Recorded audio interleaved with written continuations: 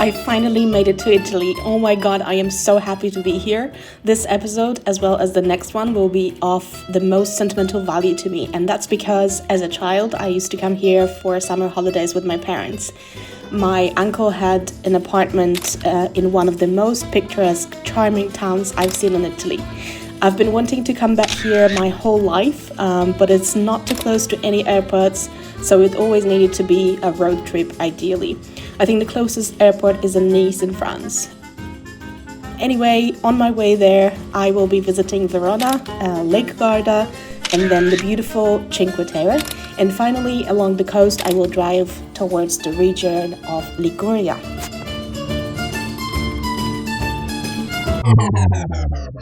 But before that, a quick stop in Leroy Merlin to find an adapter for my electric cable, because the one I saw yesterday on the campsite was 3 bolts, not 2 bolts, so I need an adapter.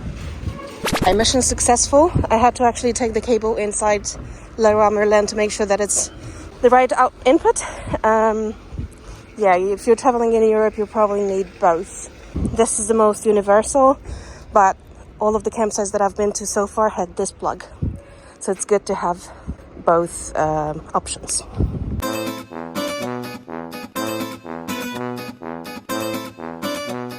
I managed to find a car park that was close to town center and safe, but the parking spaces were absolutely tiny.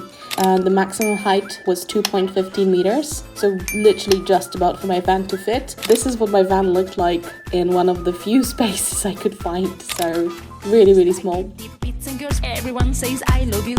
Sunny weather, songs and poetry. Italy's the place to be. Crazy for sex and Verona is most famous for being the set for 2 of Shakespeare's plays, Romeo and Juliet, and The Two Gentlemen of Verona. It's not actually certain whether Shakespeare has ever even been to Verona or even Italy, but his plays continue to lure many visitors to this romantic city. The first and most striking monument you will see after entering the old town is the Arena. It's a beautiful Roman amphitheater that was built in the year 30 AD.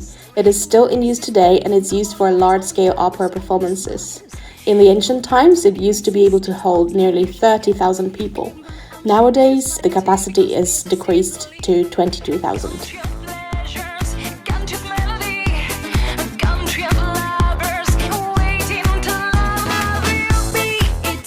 What I always find fascinating in Italian cities is how well they were able to combine the ancient architecture with modern luxury.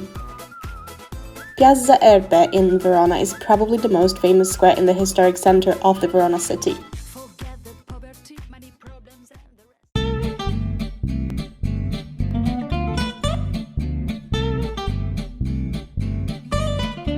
The most iconic monument you can see here is Madonna Verona Fountain.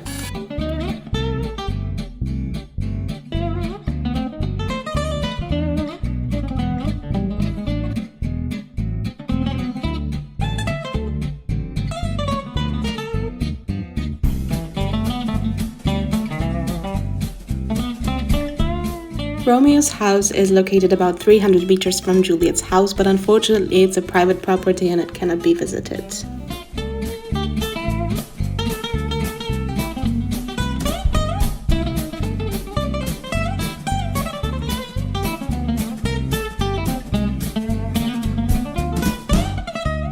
Finally some space from the crowds. The trouble with all these beautiful places is that there's always loads of people there. Whew. Few breaths, I'm going back in. And here's the famous balcony of Juliet. This place can actually be visited, and the tickets are about 12 euros.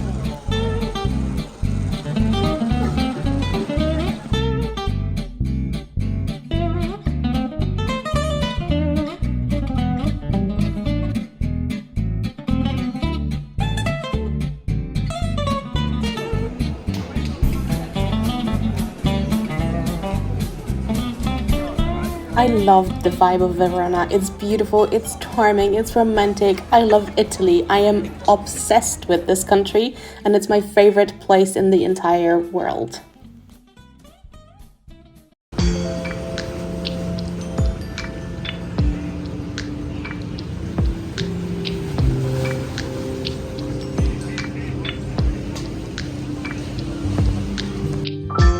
Not far from Verona is the largest and the cleanest lake in Italy, Lake Garda, or Lago di Garda in Italian. It is surrounded by beautiful mountains and borders 3 provinces of Italy.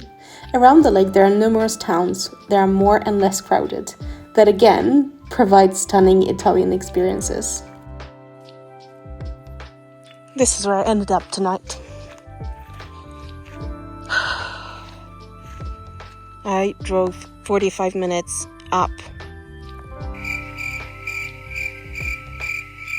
Today I parked up at a location that I actually regret because it's the middle of nowhere. It's the bottom of some kind of mountain. I was already in clouds here and there's no one here. And I found it on one of the camping apps, but I was hoping someone else would be here. And now I'm all alone. There was one car passing by. So I thought this is a good day to open the wine that I got in a campsite in Montenegro, I think. No, in Bosnia, Mostar. Yeah. And I'm having my supper, which consists of cottage cheese, some tomatoes, cucumber, salt, pepper, and balsamic vinegar, followed by wine. I forgot to mention there is absolutely zero signal. So if I need help, God help me. Yeah. And it's also really cold because I think I'm very high up. I drove 45 minutes up constantly from Lake Garda. So I think it's going to be a very cold night, and I did not buy a blanket yet. Why I don't do it? I saw so many of them and I thought, not yet. Well, we'll find out.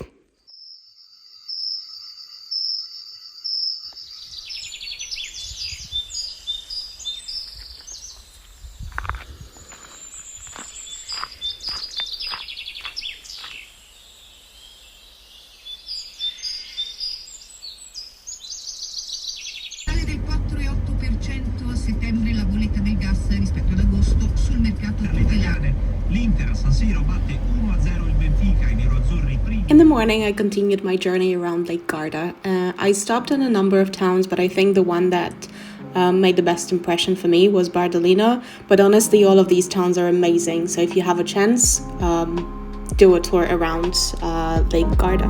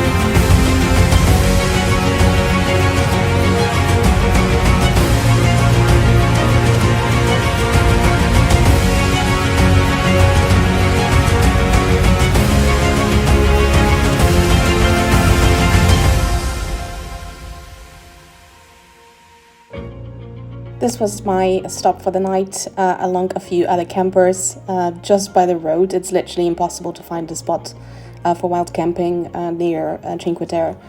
And it wasn't also as hot as normally, so I took an opportunity and did some cooking. Not everyone knows it, but olive oil from Lake Garda region is a real local delicacy. So much that it has been recognized by the European Union as protected designation of origin. That means its quality is certified and its production must follow a precise regulation, and the olives must be 100% from Lake Garda.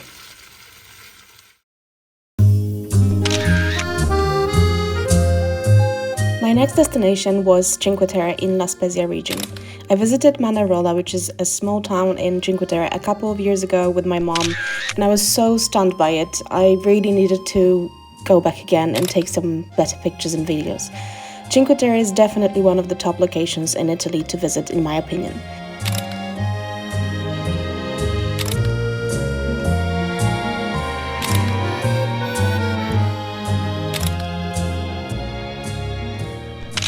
It is, however, much more remote and not as easy to access for travelers. Last time I traveled there by train from Pisa, and it was like a dream place. Small, picturesque villages, majestically built on shore slopes. I wasn't fortunate enough this time. There was no way to get there by car and nowhere to leave the car. The best way to visit in season is probably by train. So sad about that. In the morning, I found this cute note from Jenny, who was a traveler from Germany. She also traveled alone, so it was really nice to finally meet someone who did it on their own.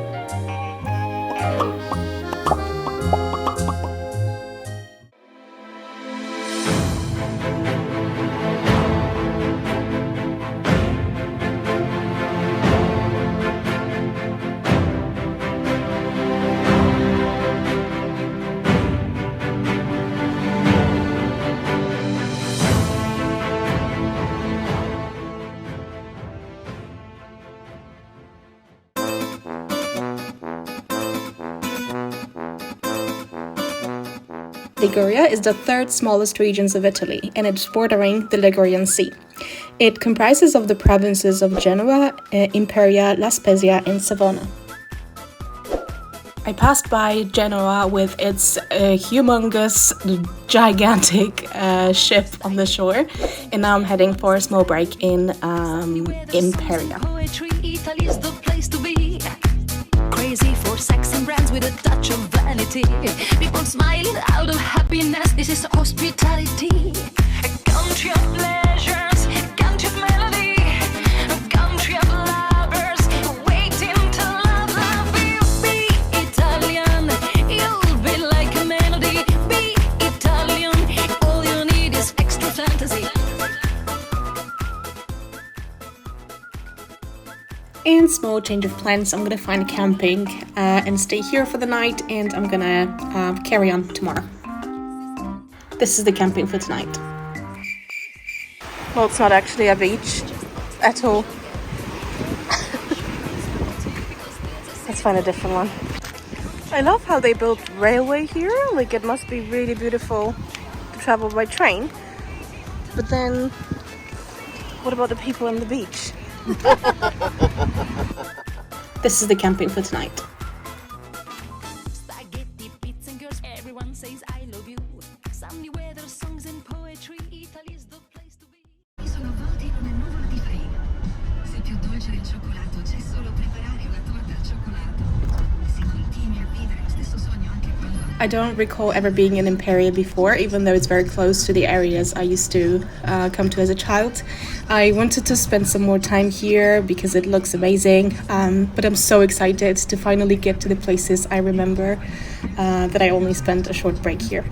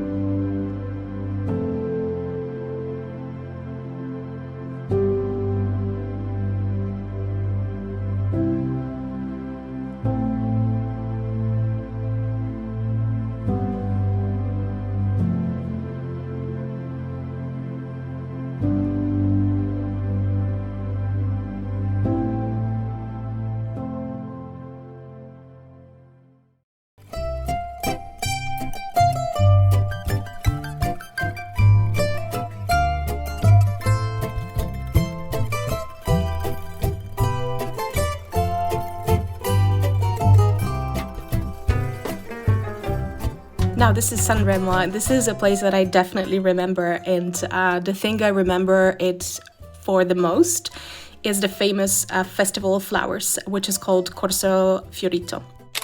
In this festival, every city in the Italian Riviera presents an original composition of flowers that is displayed on kind of a truck, and it's moving through Sanremo. Each composition consists of nearly 50,000 flowers. It's enormous, it's gigantic, and it's so beautiful. I'm gonna link a video to one of the parades so you can see how wonderful this is. It's a really one-of-a-kind festival.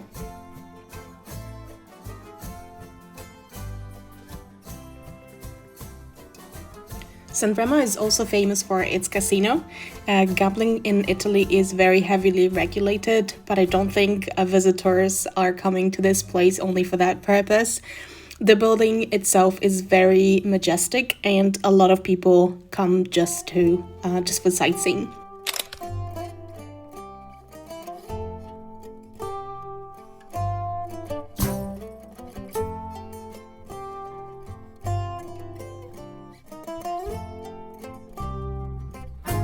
I do remember being here 30 years ago, so I asked my mom to send me pictures from back then. So here they are, 30 years ago and today.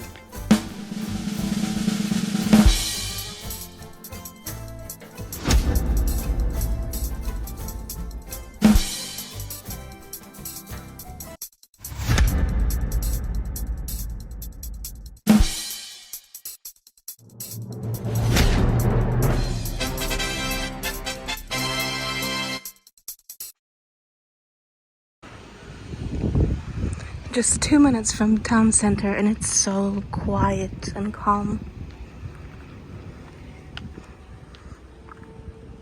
This is, I think, the fort.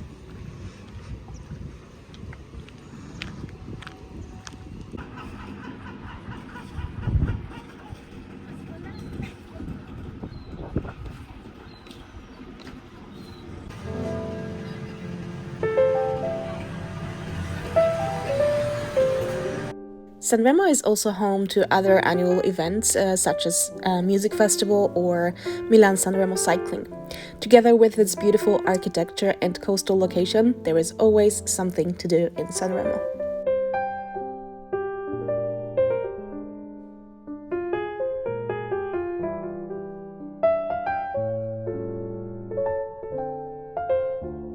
And with this amazing sunset, I am now leaving Sanremo for my final destination in Italy.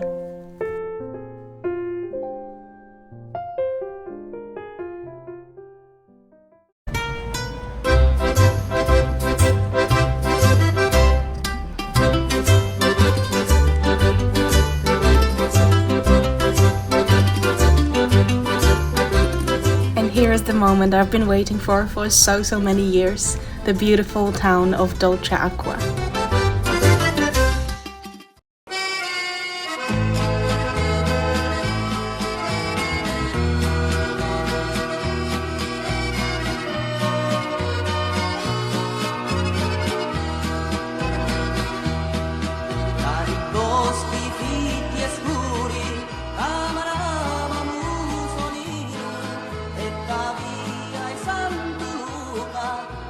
Dolce Acqua, and especially the old town part, is enchanting. The medieval Doria castle was built in the 12th century, and to access it you will walk through a labyrinth made out of the old town that surrounds the castle. Walking these tiny roads leading to the castle is like time traveling. People still live in these flats, and what used to be shops in the past are now either galleries or souvenir shops, but the atmosphere here is just one of a kind, and it used to be my evening walk when I was a kid. It is a wonderful experience, and the town has gained a lot more tourists since I was last here. It's thriving, there's Italian music playing everywhere, people are super welcoming, it's just really wonderful place to stay. And this is the taste of my traveling to Dolce Acqua in the past. Opposite was a cafe where I used to have pistachio ice cream.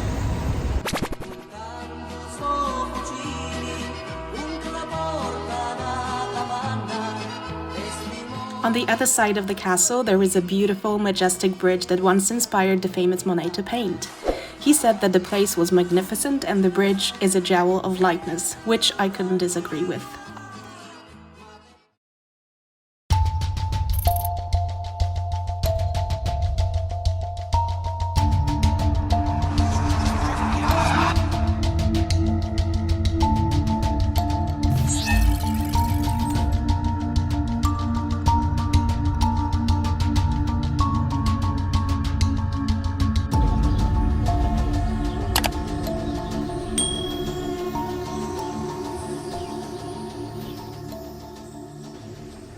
Unfortunately, I couldn't find exactly where I used to live, but it was definitely in the heart of Dolce Acqua, and the taste of it for me has always been the pistachio ice cream, which of course I had in the same place as all these years ago.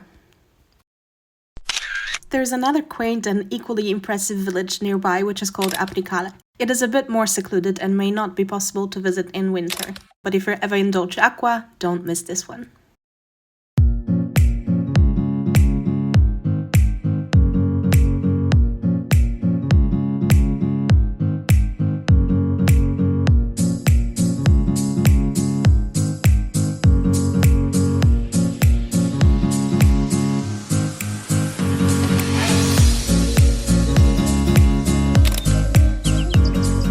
I have been mentally preparing to take this final shot of Dolce Acqua for years, and it's a big day for me to finally have the perfect opportunity.